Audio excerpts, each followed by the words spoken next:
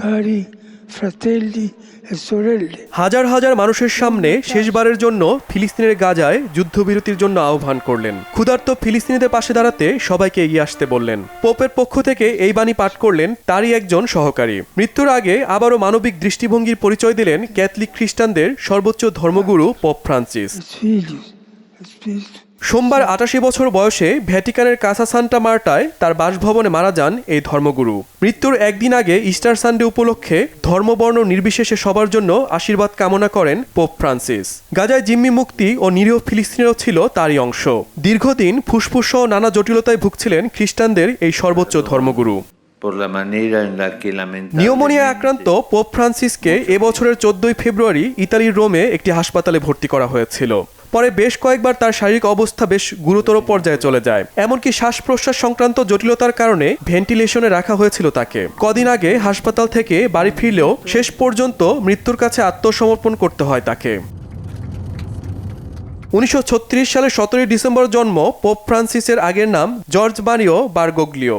বাবা মারিও আর রেগিনা সেভোরি। ইতালীয় অভিবাসী বাবা মারিও ছিলেন রেলওয়ের হিসাবরক্ষক। কেমিস্ট হিসেবে প্রশিক্ষণ নেওয়ার পর ধর্মের পথে পা বাড়ান জর্জ মারিও। পরবর্তী সময়ে তিনি দর্শন ও ধর্মতত্ত্বে পড়াশোনা করেন। 1969 সালে ধর্মযাজক হন। 1998 সালে আর্জেন্টিনার আর্টস বিশপ বা প্রধান ধর্মযাজক হন তিনি। শারীরিক অসুস্থতার কারণে 2013 সালে তৎকালীন পোপ ষোড়শ বেনিডিক্ট পদ ছেড়ে দিলে পোপ নির্বাচিত হন জর্জ মারিও। নতুন নাম নেন ফ্রান্সিস। দক্ষিণ আমেরিকা বা ল্যাটিন আমেরিকা থেকে নির্বাচিত প্রথম পোপ তিনি।